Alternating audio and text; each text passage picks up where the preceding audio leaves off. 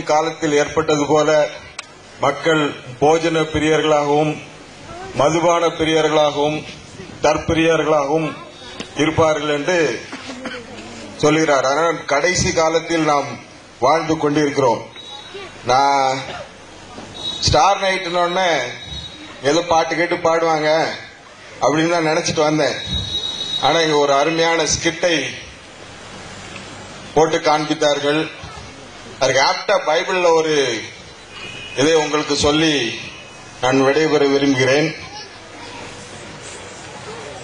அதாவது இங்க அலெக்ஸ் தம்பி வந்து இன்ஃப்ளூயன்ஸ் பண்றான்.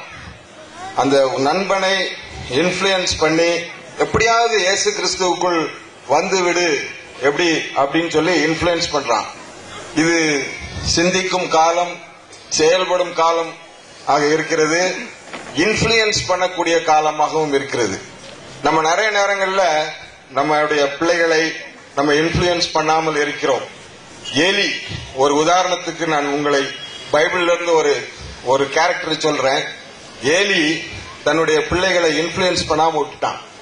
அவன் வந்து அந்த ஒரு ஆசாரியனாக இருந்தாலும் அவனுடைய பிள்ளைகள் பாவம் செய்கிறார்கள் என்று தேவன் அவனிடத்தில் வந்து சொல்லும் போது அவன் வந்து அந்த பிள்ளைகள் இடத்துல இன்ஃப்ளூயன்ஸ் பண்ணாம விட்டுட்டான். எப்படியாவது அவன் வந்து அந்த பிள்ளைகளை கையில காலில் உளுந்தாது அவன் இயேசு கிறிஸ்துவுக்குள் நடத்தி இருக்கணும். ஆனா அவன் இன்ஃப்ளூயன்ஸ் பண்ணாம விட்டதுனால அந்த பிள்ளைகள் பேலியாள்களின் பிள்ளைகள் என்று வேதத்தில் சொல்லி இருக்குது. 1 சாமுவேல் 2வது அதிகாரத்தையும் 3வது அதிகாரத்தையும் நீங்க வீட்டில் சென்று வாசித்து பாருங்கள். அந்த 2வது அதிகாரத்துல சொல்லும் போது அவன் எவ்வளவு இன்ஃப்ளூயன்ஸ் பண்ணி பாக்குற. கடவுள் வந்து சொல்றாரு, உன் பிள்ளைகள் இப்படிலாம் இருக்காங்க, அவங்கள இன்ஃப்ளூயன்ஸ் பண்ணுன்று. ஆனா அவர்கள் இன்ஃப்ளூயன்ஸ் பண்ணவில்லை. 3வது அதிகாரத்துல பாத்தீங்கன்னா ஆண்டவர் வந்து சாமுவேல்கிட்ட வந்து பேசிடுறாரு. பேசி இந்த மாதிரி நோவாவின் பிள்ளைகள் இப்படி சொல்றாருன்னு சொன்ன உடனே, ஏலியின் பிள்ளைகள் இப்படி செய்யறாங்கன்னு சொன்ன உடனே ஏலி வந்து சாமுவேல்கிட்ட கேட்கிறாரு, என்ன சொன்னார் ஆண்டவர், என்ன சொன்னார் உன்ட்ட, எல்லாத்தையும் நீ சொல்லிரு அப்படின்னு சொல்றாரு. அப்படி சொல்லும் போது அவன் சாமுவேல், சின்ன சாமுவேல் எல்லாத்தையும் சொல்றான். ஆண்டவர் இப்படிலாம் உங்க பிள்ளைகளை தண்டிப்பேன் என்று சொல்லுகிறார் அப்படின்னு சொல்லும் போது அவர் சொல்றாரு, அவர் கர்த்தர், அவர் எல்லாத்தையும் பார்த்து கொள்வார் அப்படின்னு சொல்லிடுறாங்க. இப்படிதான் நம்ம நிறைய நேரங்கள்ல நம்ம பிள்ளைகளையும் நம்ம உற்றார் உறவினர்களை இன்ஃப்ளூயன்ஸ் பண்ணாம அவர் கர்த்தர், கர்த்தர் பார்த்து கொள்வார் அப்படின்னு நம்ம சொல்லிடுறோம்.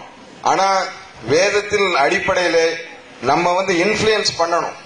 ஆண்டவர்கிட்ட ஜெபம் பண்ணி அந்த பிள்ளைகளிட்ட நம்ம இன்ஃப்ளூயன்ஸ் பண்ணணும். அதே மாதிரி நம்ம உற்றார் உறவினர்கள் வரும்போது எப்படியாவது இயேசு கிறிஸ்துவை பத்தி அவர்களுக்கு சொல்லி இன்ஃப்ளூயன்ஸ் பண்ணணும். தேசத்திலே சுவிசேஷம் மயமாக்கப்படுவதற்கு எப்படியாவது கொண்டு ஒரு உண்டியலை கொடுத்து இன்ஃப்ளூயன்ஸ் பண்ணணும். நம்ம நினைச்சிட்டு இருக்கோம் அது ஆண்டவர் பார்த்துக் கொள்வார், ஆண்டவர் பார்த்துக் கொள்வார் அப்படின்னு நினைச்சிட்டு இருக்கோம்.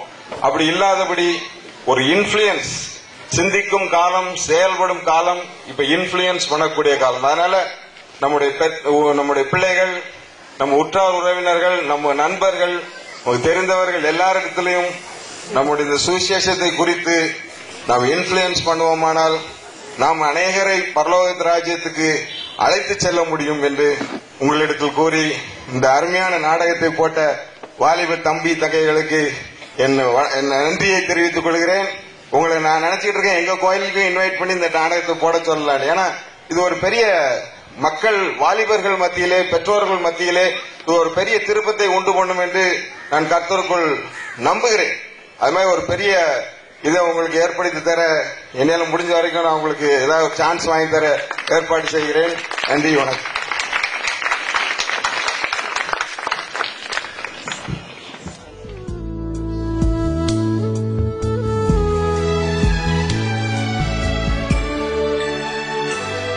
நான் வாழ்ந்தாலும் உம்மோடு தான், மரித்தாலும் உம்மோடு தான்.